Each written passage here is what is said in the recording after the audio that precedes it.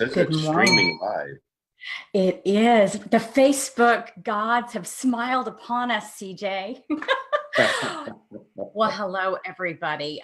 This is Pamela Fagan Hutchins, and you're watching or listening to a special, what I call a Mescal Men and Mystery version of Wine, Women, and Writing, because as you can see, this is not a woman on the other side of the screen for me. This is CJ Box, the author of, amongst many other books, the best-selling, New York Times best-selling Joe Pickett mystery thriller series. Welcome, CJ. Thank you. I'm surprised and amazed this is working. Thank you. I'm kind of surprised and amazed that it's working too. In fact, I keep wanting to check back on the live stream to make sure that it's not all just a dream. I'm going to double check one more thing. I am recording to this computer so that when and if this fails spectacularly, I still have a show to share with CJ. So you if you're listening now to us, you have reached the show where our main focus is female characterization. It's writers who write great women, the real life experiences that they're based upon. And we do occasionally slide into profanity, oversharing, or irreverence. So cover your ears. This could get wild, or as Joe Pickett would say, this could get Western on us here. That's right. So this is, I hear, the which number for Joe? I mean, he's just about all grown up. Yeah, this is number 19, which amazes me because I never thought there'd be a number 2. But yeah, it'll be out March 12th. It's called Wolf Pack. It's one of the wildest of all the books. Really a lot of fun to write. What made it different? I wanted to shake things up. I remember telling my editor and agent before I started it that, 19 books into the series, I'm always scared to death that the books or the series are going to become complacent. So I thought, let's shake things up. Let's have some major confrontations, maybe lose a few characters that people are familiar with. And just to keep readers on their toes and remind them that anything can happen to anybody in this series. Well, you did that, and I noticed the difference. With the last book, when we left Joe, he lost his job, was feeling dismal, and came out in this one just running and gunning. I really enjoyed it. Good, thank you. And you mentioned female characters. The book opens with a female game warden. It's the first time I've introduced a character like that in the books, and she's based on a real game warden that I did some ride-alongs with here in Wyoming. I was so excited. Caitlin, right? Her name is Caitlin. Excited Correct. about Caitlin, and excited to learn that there is a female game warden out there. I mean, this is not a job for the faint of heart. No, it's not. It's a rough job. So much of it is spent outdoors. So much of it is spent away from any kind of town. And even for a male, like Joe, which has been portrayed in all the books, they have districts in Wyoming that are up to 4,000 square miles. And rarely is there ever backup around if they get into trouble. And they have to be very self-sufficient. And but they all have the same jobs, and that's to enforce the game and fish regulations. I love it. I thought that was a wonderful inclusion, and I really loved everything about that scene with her. From I won't divulge and spoil, but just a taste of the first chapter. She's already having trouble, undignified, uncovering problems from the get-go. So she's certainly no slouch. When I first thought about having you on the show, I should tell you that I first read your books because, as I mentioned when we were off air, I live half the year in Wyoming, and I live in Joe Pickett country, basically. Yes, you do. We had a house in Banner, and now we've moved up near Bighorn. And so I think of this book, this radio show kind of as my Pamela's Fangirl Book Club. I get to have who I want. So I wanted to show you that 2 years ago, you were in Sheridan for a book signing, and I fangirled you. That's me coming to buy Paradise Valley. So for anyone that thank you. You're welcome. Got my dad a copy too. He's as I said, the original CJ Box fan in our family. So I'll have to thank him for introducing me to your books. But in case anybody ever doubted and thought she's just a shill, she just interviews whoever she's told to, what's the flavor of the week? Nope. I invite the people I like to read and the people that I'll drive to go to their book clubs with. Well, you're welcome. You're very welcome. And on the thought of this being kind of like a book club, I always have found that book clubs are mostly excuses to drink, the ones that I've been a part of. If Joe Pickett was a member of a book club, what would he be drinking? Bourbon and water. And bourbon and water. That's probably one of the things I was recently asked that because a local bar wanted to serve what Joe Pickett drank, so I had to kind of look back and think. And it's either beer or when in the first few books Joe Pickett drank Jim Beam because he couldn't afford anything better. Now he drinks Wyoming whiskey or Buffalo Trace, as I do. I was going to say, how much of CJ Box is in Joe Pickett, but at least his drinking taste, huh? That's right. It wouldn't be right to have Joe Pickett order a martini. Yeah, it would be funny. So if you were able to, would you have wanted to work outside like Joe does? Are you into that? I've always been fascinated with it. I've never been a game warden, but way back when, almost 30 years ago, when I first started kind of coming up with the idea of a character, I was a local newspaper reporter in Saratoga, Wyoming, and I was doing ride-alongs with the local game warden. And that's when I realized that this particular guy and his job was a very good window into the kind of things I wanted to write about, which are resource-based and energy-based and wildlife issues and environmental issues, because they really are out there on their own and very autonomous. I think some people who read the books assume that I must be stretching that they have such little connection with the headquarters, for example, but it's true. Some game wardens rarely, if ever in their entire careers, go to the state capitol, for example, to talk to their bosses. They're basically on their own. And because they have to deal with things in a different way and interact with the locals in a different way. They're very much of the community, but at the same time, they have to be prepared for anything, because unlike any other cop, almost everyone they encounter is armed. Right. And it's just them. And you have no idea. You're out there all alone. You have no idea what this person is bringing with them. One of the things that I've enjoyed about looking at the series as a whole is, you mentioned the resource-based issues of wildlife management and energy management. And in this particular book, you get into the issue of the use of technology with wildlife, with the drones.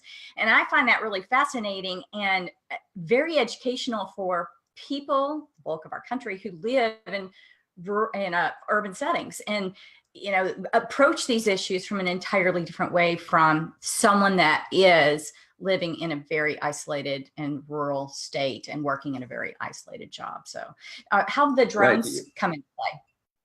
Well, it is an issue with game and fish or fish and game departments across the country. But the idea came from, people always ask where ideas come from. They come from everywhere. But we live on a small ranch. It's kind of treeless, very hilly. And early last summer, I looked up and saw a drone coming over one of the hills from the side. I still don't know who had it, what they were looking for. It retreated, it went back over the hill, but it made me realize how vulnerable everybody is. And in an area like this, where it's very much a hunting type community, drones can conceivably be used for spotting where the wildlife are, or in the case of the book, chasing them from a distance, which is a real different kind of ethical dilemma. Yeah, it was disturbing to think about. I guess I had thought about, I remembered as a kid in Wyoming, my dad had a little Piper Cub plane and we would go look for antelope. Sure.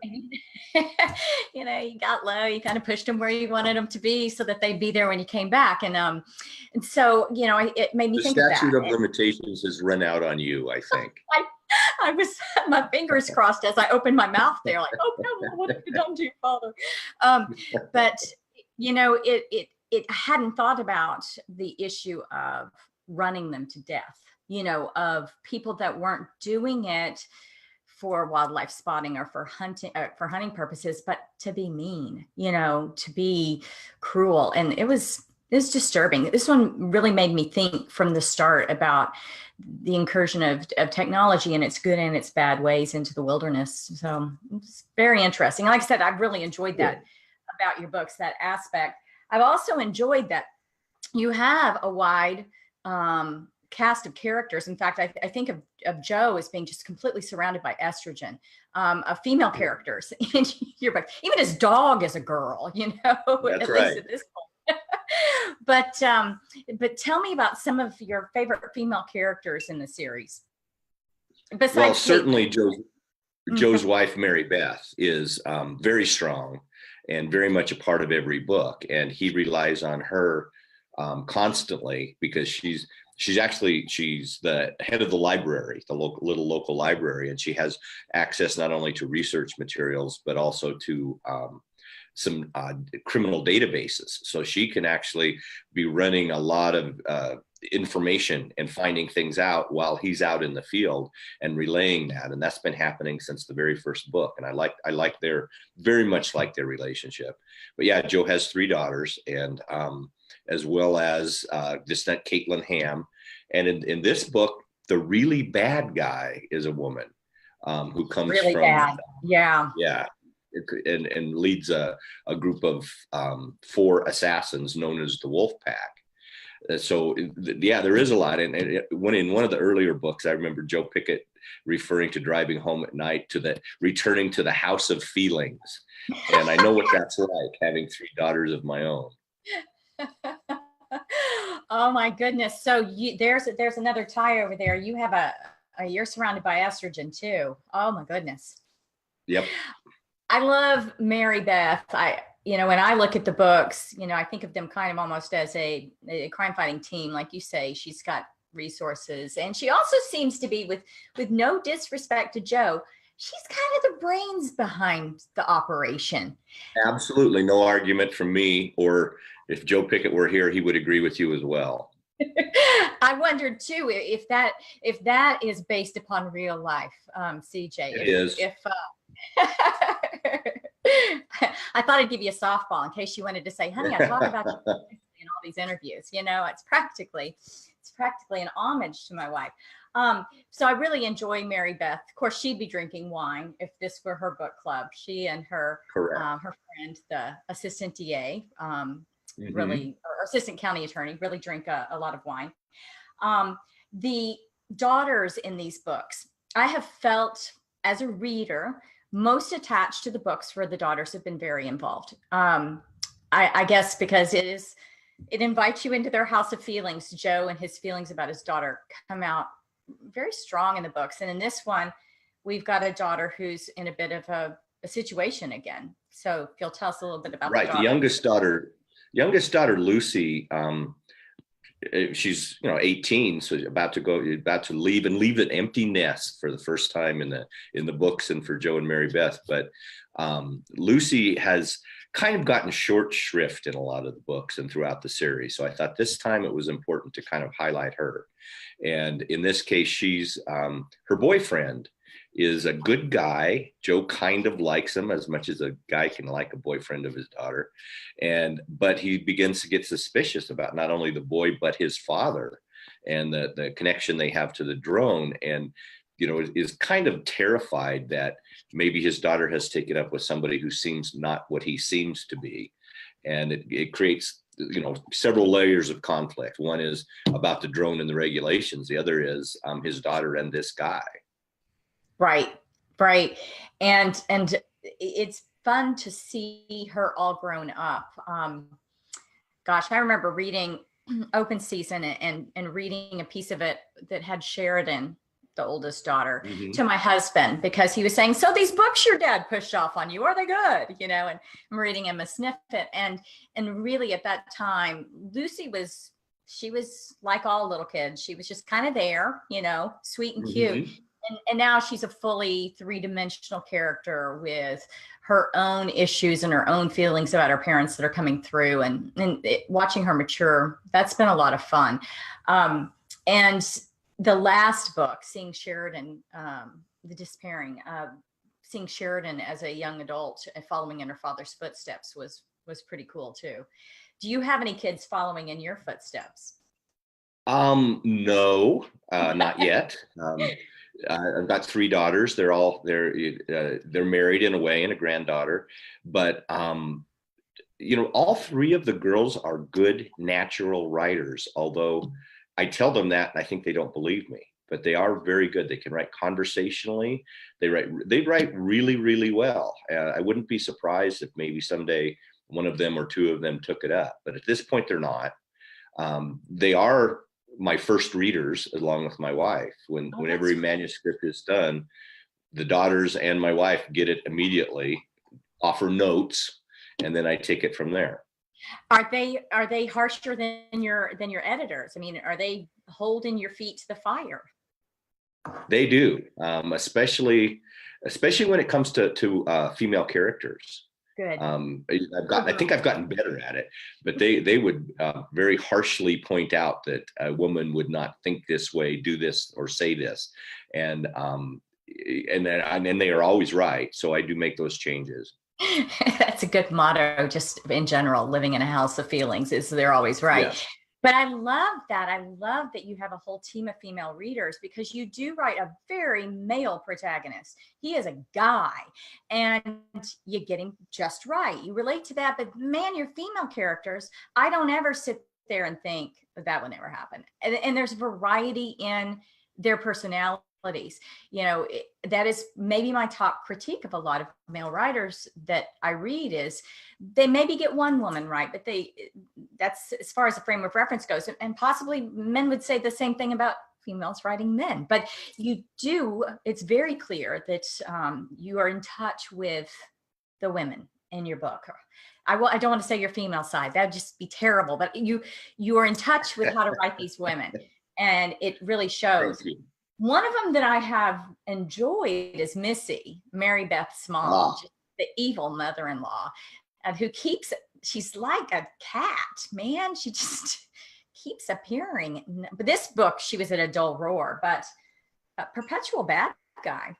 Right. She's probably Joe's worst nemesis of everybody he's ever faced.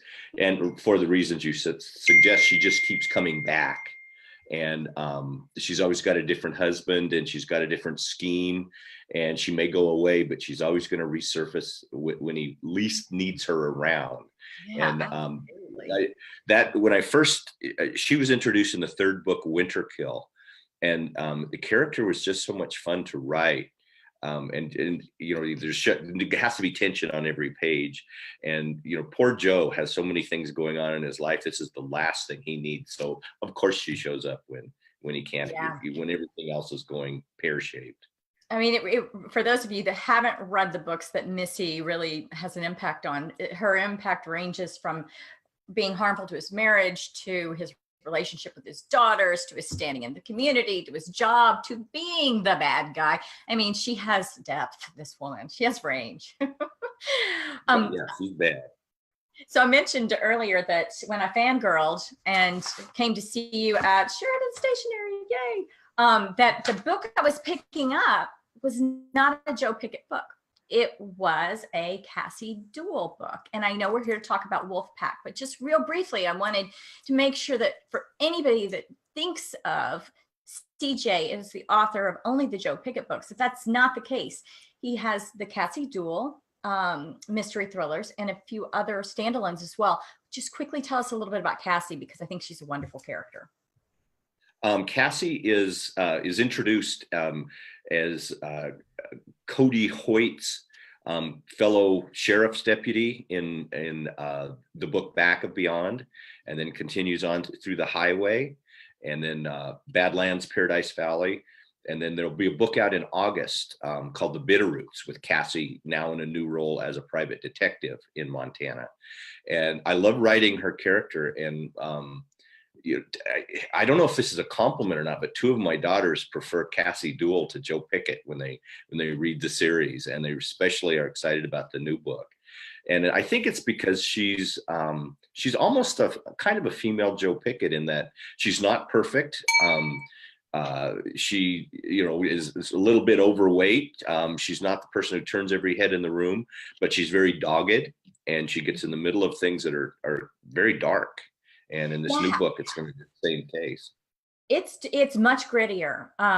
Even though it's still a rural based protagonist and plots, it's very gritty, and she is perfectly imperfect. She's a single mom. Her pants are always too tight, and just she's got a lot of issues that have occurred in her life that make her a little darker.